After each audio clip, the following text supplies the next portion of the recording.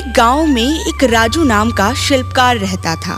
वो अपने हाथों से अच्छी अच्छी मूर्तियां व कलाकृतियां बनाकर शहर में बेचा करता था, जिससे उसके घर का गुजारा चलता था। एक दिन राजू के साथ एक हादसा हो गया। एक रोड दुर्घटना में उसका दाहिना हाथ कट गया। राजू एक शिल्पकार था। वो अपने हाथों से मूर्तियां बनाकर बेचा करता था, जिससे उसके घर का गुजारा होता था। लेकिन दुर्घटना से हाथ कट जाने के बाद राजू का जीवन काफी मुश्किल भरा हो गया था। हे देवी माँ, ये क्या हो गया मेरे पति के साथ? ऐसा हमने कौन सा पाप किया था जो इतनी बड़ी सजा दी आपने? अब घर कैसे चलेगा? घर चलाने के लिए रोज कर्ज लेना पड़ रहा है। वो कर्ज कैसे चुकाएंगे माँ, कैसे? चिंता ना कर सीमा, कुछ ना कुछ रास्ता जरूर मिलेगा। मेरा एक हाथ कट गया तो क्या हुआ, मैं अपने एक हाथ से ही मूर्तियां बनाऊंगा और उन्हें फिर से बाजार में बेचूंगा। आप ये कैसी बातें कर रहे हो? आपको पता है ना, आपका एक हाथ अब नहीं बचा है। आप एक हाथ से कैसे मूर्तियां बनाएंगे? वो सब देवी माँ देख लेंगी। वैसे भी नवरात्रि आने वाली है, काफी लोग देवी माँ की मूर्तियां बनवाने के लिए आएंगे। अगर मैं ऐसे ही घर में बैठ के इसका शौक मनाता रहा तो मैं कुछ नहीं कर पाऊंगा। मुझे वापस दुकान पर जाना होगा।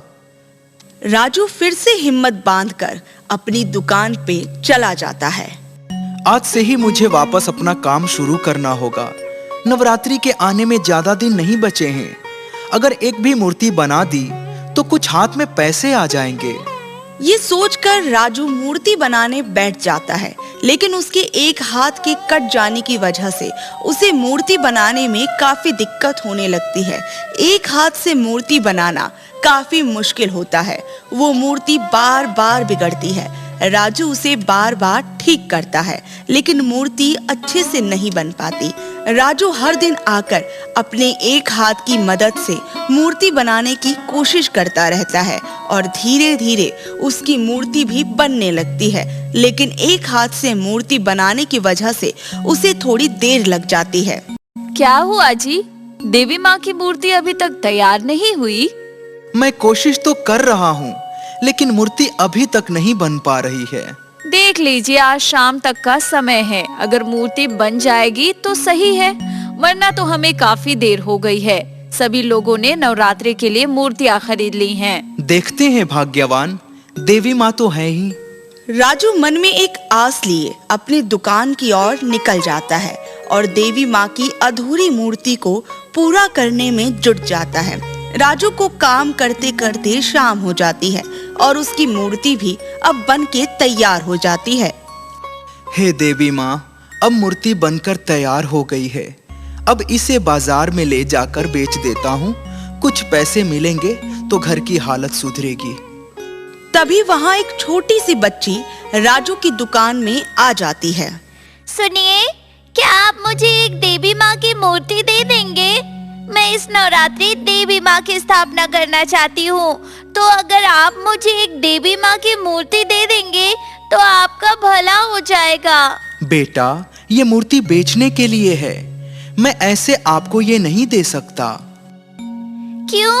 मैं आपसे निवेदन करती हूँ, कृपया करके आप मुझे मूर्ति दे दें। मेरे पास पैसे नहीं है, पर मैं माता की स्थापना करना चाहती हूँ। अगर आप मेरे को ये मूर्ति दे देंगे तो मैं देवी माँ से कहूँगी कि वो आपकी सारी परेशानियाँ दूर कर दें। ये छोटी बच्ची इतनी आस लेकर मेरे पास आई है, मैं इसे खाली कैसे भेजूं?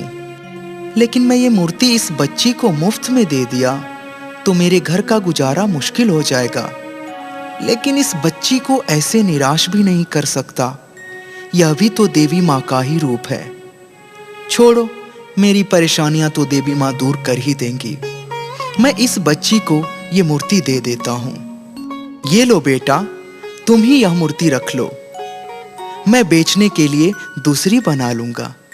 उस बच्ची के हाथ में जैसे ही देवी माँ की मूर्ति जाती है, वैसे ही वो बच्ची अपना रूप बदलती है और देवी माँ के रूप में आ जाती है। राजू साक्षात देवी माँ को अपने सामने देख चकित रह जाता है। वो तुरंत ही देवी माँ के चरणों में गिर जाता है।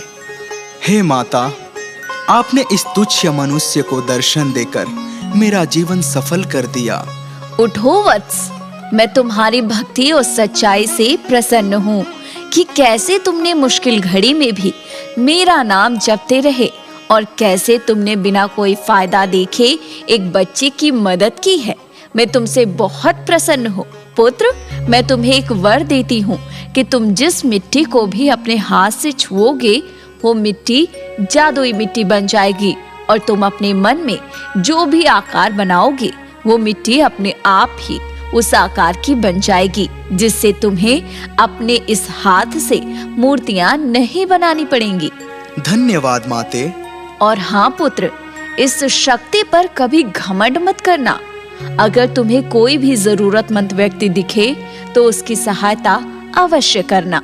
ये बोलकर देवी माँ वहाँ से गायब हो जाती हैं। इस वरदान के मिल जाने के बाद राजू को मानो उसके दोनों हाथ मिल गए हों। वो रोज अपने हाथों से मिट्टी को छूता और उस जादुई मिट्टी को अपने मन मुताबिक आकार देता, जिससे उसे मूर्ति बनाने में अब कोई कष्ट नहीं होता। वो प्रतिदिन अनेकों मूर्तियाँ, ढांचे, कलाकृतियाँ अपने मन मुताबिक बनाता और उन्हें बाजार में बेचता। उसकी बनाई मूर्तियाँ इतनी आकर्षित और सुंदर होती थीं कि राजू की मूर्तियों को खरीदने के लिए लंबी लंबी लाइनें लगने लगी। दूर दूर के गांव से लोग आते और राजू की मूर्तियां खरीद कर ले जाते। देखते ही देखते देवी माँ के वरदान से राजू के दिन सुधर गए। राजू के सारे कर्जे भी खत्म हो गए। वह राजू की पत्नी सीमा भी अब खुश रहने लगी। अब राजू को किसी भी चीज की कमी नहीं थी।